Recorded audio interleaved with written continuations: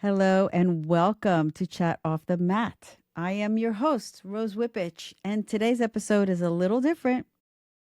Instead of our usual format where I interview someone else, I want to share something deeply personal with you.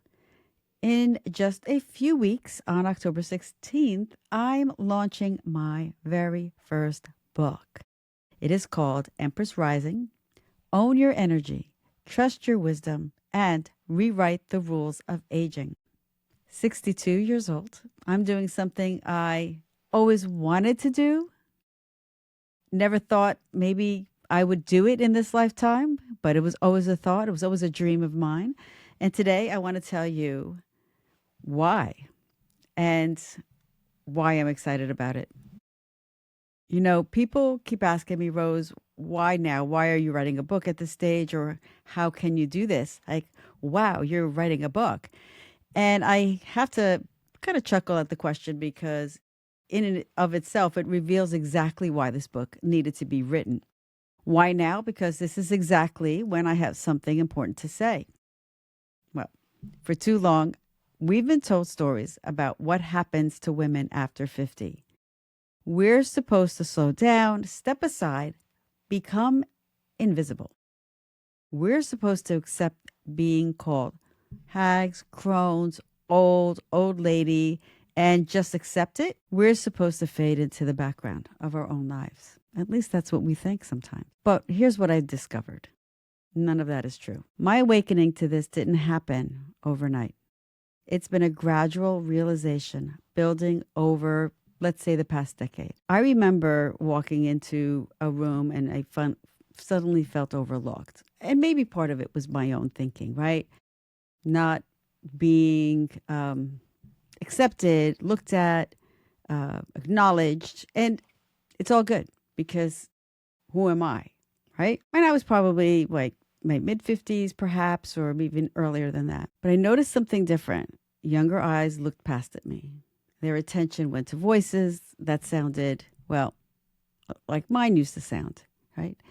I felt like the old person in the room. And at first I internalized it. Maybe I wasn't as sharp as I used to be. Maybe I felt I didn't have much to say that was important. Maybe I didn't have much to offer. Maybe this was just a natural order of things. But then something shifted. I started paying attention to the women around me. Women in their 50s, 60s, 70s, 80s. I saw brilliance, wisdom, power, creativity. I saw women who had survived cancer, just like myself, raised families, built businesses, overcome trauma, developed spiritual practices that could heal the world.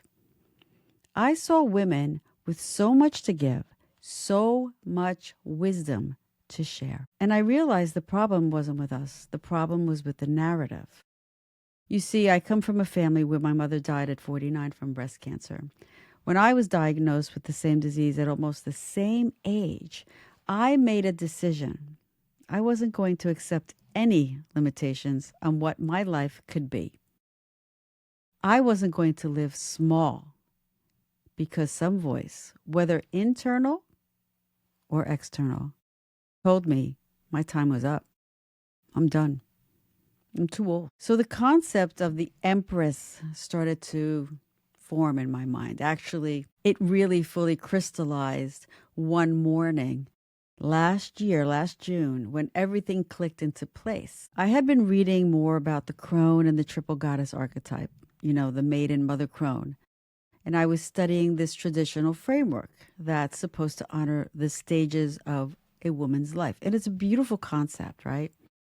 So you have the maiden in her younger years, starting her cycle, and she's just filled with this beautiful energy, this expansion of energy. And then she becomes the mother and things change, right? So she's more nurturing, more thinking about others. Her cycle is still going, but at some point it starts to change. And then the crone archetype sets in, this transition of being the wise elder person, which is still true. But the images that were depicted, the visuals were of this old, hunched over, toothless woman. And that was the image that I didn't want to associate with. I didn't want women in these years, in these Empress years, associated. So I realized that crone wasn't a term I wanted to be called, nor hag, nor old.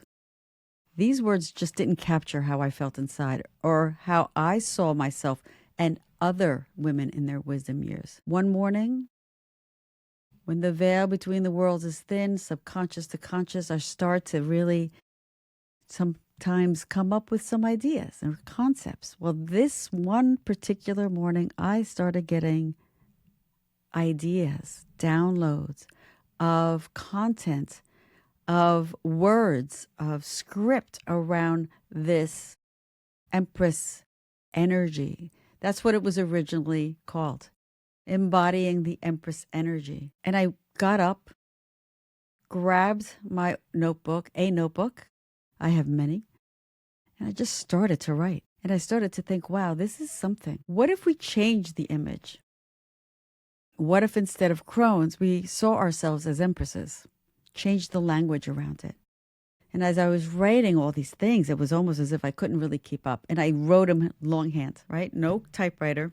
The energy is different when I write, and everything just flowed. So I really was in the moment, right? So after I wrote all this, I paused and I was thinking about the concept, the words, the energy around what I was writing.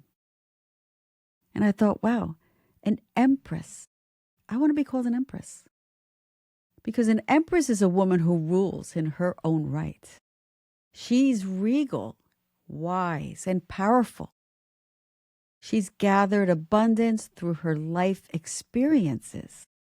And we all have experiences. An empress sits on her throne not because anyone gives her or someone gives her permission, but because she's earned her place there through every triumph and challenge she's faced. So the Empress in the tarot sits surrounded by abundance, radiating this confidence that comes from a fully lived life. She's not withering. She's in full bloom. I feel I'm in full bloom, as are all the empresses out there. And she's not invisible. She's actually impossible to ignore. And it's not because she's demanding attention, but because she's radiating authentic power. She knows her worth, her value. This is who we really are. Writing this book has been one of the most vulnerable things I've ever done. Right? So I share stories I've never told publicly before.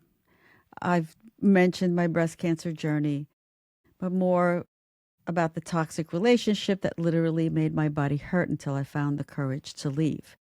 And also the spiritual awakening that began in a little tiny bookstore in Sedona when I was broken because of this relationship and searching for hope. I talk about becoming a yoga teacher at the age of 55, despite the voice in my head that said I was too old to start teaching. Well, not really. I really wanted to teach. I was hesitant, of course, because it was out of my comfort zone, but I was excited. I did not let my age stop me. I share the vision I had during my first Reiki session in my book where my deceased mother showed me that one day I would have twins, a vision that came true years later when my boys were born. These aren't just personal stories. They're examples of what becomes possible when we refuse to accept society's limitations on what our lives can be. Every woman I know has stories like this. I've heard them. Moments when they choose courage over comfort. Times when they reinvented themselves over and over again. Experiences that proved they were far more resilient and powerful than they ever imagined. But we don't share these stories enough. We keep them to ourselves. And that's sad because these stories are powerful and we should celebrate them. We need to use them as evidence of our magnificence. Sharing our stories can inspire others, other empresses on the rise. So why did I start writing this book at the age of 61? Well, because this is when I finally had the clarity to see the bigger picture. This is when I have the courage to speak truths that might make some people uncomfortable. This is when I have the wisdom to know that my voice matters, regardless of whether everyone agrees with me. When I was younger, and maybe not so long ago, I was still trying to figure out who I was supposed to be, what my path was, who I was supposed to inspire, what I was supposed to do, and seeking external validation. I was apologizing for taking up space. But now I know who I am. I've done the work, and I'm still doing the work. But I know what I believe. I know that my years of experience have given me insights that can help other women step into their own power. And I'm writing this book because I want other women to feel empowered, to know that they can live their life the way they want to step into their personal sovereignty and reclaim their kingdom. Refuse to be invisible. I refuse to accept that my most vibrant years are behind me. I refuse to believe that wisdom comes with a requirement to diminish ourselves. Heck no. My vibrant years, they're still here. And I'm writing this book because I know I'm not alone. I know there are women listening to this right now, and people I've talked to, people I've worked with, who feel the same stirring inside them. Women who know they have more to give, more to create, and more, definitely more to experience. Women who are ready to claim their thrones and ready to wear the crown. Empress Rising launches on October 16th, and I'll be sharing more about this journey in upcoming episodes. But today I want to leave you with this. You are not old. You are not too late. You are not made to fade into the background of your own life. You have earned your place on your throne. You have wisdom that can only come from a life fully lived.